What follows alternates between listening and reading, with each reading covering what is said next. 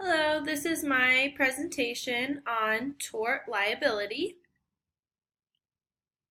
Tort liability is an actionable or civil wrong committed against one person by another that is independent of contract. In a school setting, these cases may involve negligence, assault, battery, slander, libel. They may also be just against one single teacher, the principal, the whole school, or even the school board or the school district. Intentional tort are assault, battery, libel, slander, defamation, malice, prosecution, and invasion of privacy with intent to harm. Unintentional tort is that there is no proof of intent. My first case was Frame versus Comax. Casey Frame is an 8th grade student. Dr. Barry Comax was a substitute teacher. Frame was being disruptive during a quiz. He was asked multiple times by the substitute teacher to leave the room. When he didn't leave the room, the Dr. Comax, decided to grab the student to escort him out. When he grabbed his arm, the student ended up falling backwards. So although Comax committed battery against the student, the court found the actions were sufficient and necessary to remove Frame from this situation to continue the learning of other students. At my school or in my school district, I believe that the teacher would most likely be suspended, especially during the investigation. For a sub, they might not be asked to come back to that school or maybe even the school district. Some ways to prevent this from happening: making sure you have disciplinary actions for students like this, and definitely making sure your subs know what to do in this situation, whether they've had training or that morning you say, here's the office number. If you have any problems, please call this number. Make sure that they do that instead of trying to take care of situations on their own. Professional ethics. Professional educators deal considerably and justly with each student and seek to resolve problems, including discipline according to law and school policy. Making sure that, again, we are following the laws and all the school policies to resolve problems. Flanagan versus Canton. This is a case where it was against a whole middle school. So, Brennan Flanagan is a 5th grade student against Canton Middle School. Now, this is a negligence case. So negligence is failure to exercise the standard of care that a reasonably prudent person would have exercised in a similar situation. In this case, the PE teacher was having 5th graders. They were being very disruptive, unruly. They weren't following directions, so he sat them down. They had a lecture about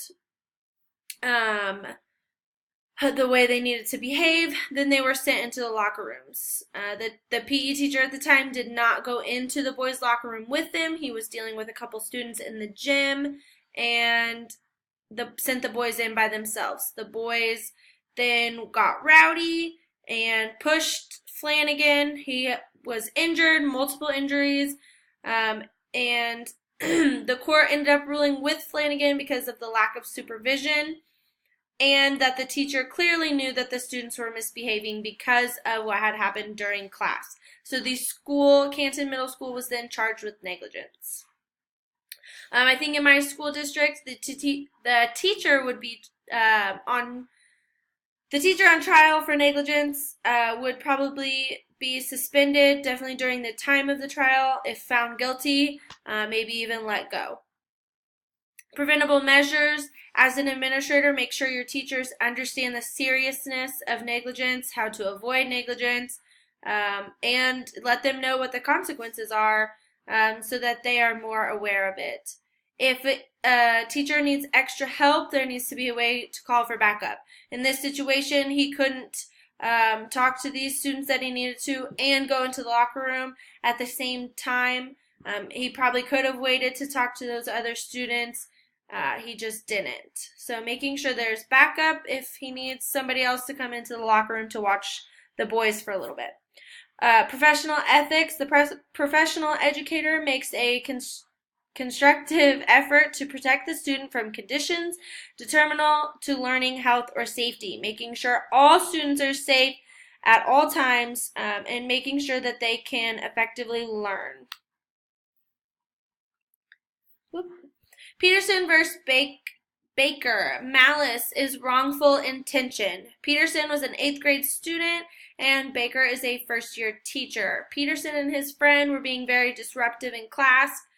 The teacher asked one of the boys to leave. Peterson misunderstood and thought he was the one supposed to leave, so he got up to leave.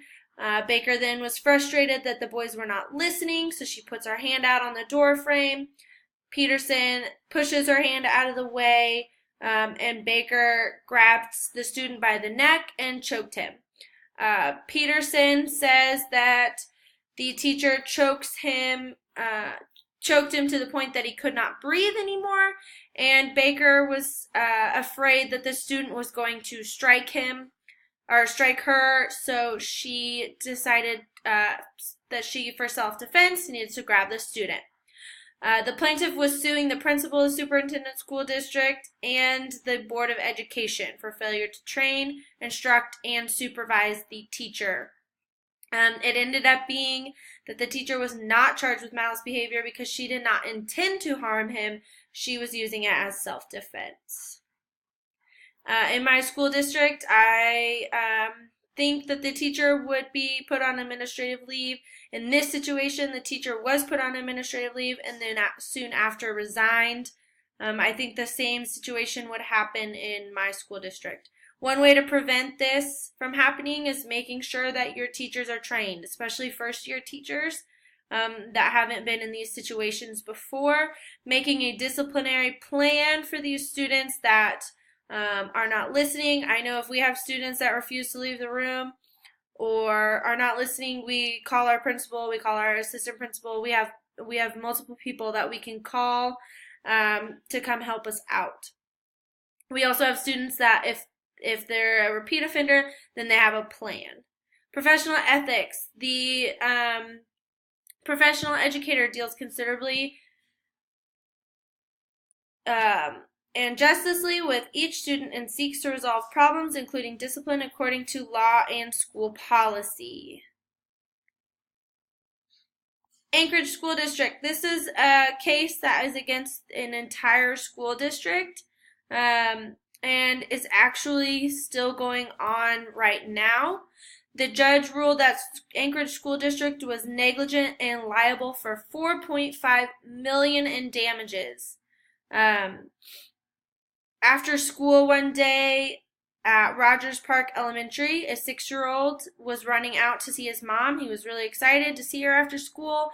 He tripped on a stump and fell into a pile of grass, or it was like a pile of leaves and grass, and ended up that there was a stump underneath that. The stick went through his frontal lobe, just missing his eyeball, and went straight into his brain. The boy then suffered some brain injuries. And the school district was sued for negligence of the school grounds. Again, the lawsuit is still going on today. I think this one would be kind of hard. This is one of those situations. Who's to blame? Is it the principal for not making sure that the grounds are clear? Your grounds keepers, your school board members? So this one, I don't really necessarily think anybody would be fired or get the blame for it, but I do think that school districts, this school district after that is going to make sure that all grounds are safe, that all their school buildings are safe, and make sure to double check everything. Prevention, this one is kind of a freak accident. The kid just happened to fall in just the right place, but making sure that the school grounds are safe all around the school. Professional ethics, the professional educator makes a constructive effort to protect the student from conditions detrimental to learning, health, or safety. Chilliwack School District. The Chilliwack School District case is a case that is against a PE teacher, but ended up that the whole school district was being sued for it. A student had missed a few weeks of school and returned at the end of the hockey unit in PE.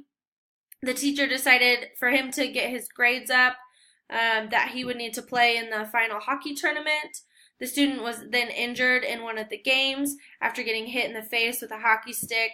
The court found that the PE teacher was acting below the standard of care because he did not coach him. He did not get extra practice. He was just thrown straight into a game. The school district was held liable, and the student was awarded a lot of money.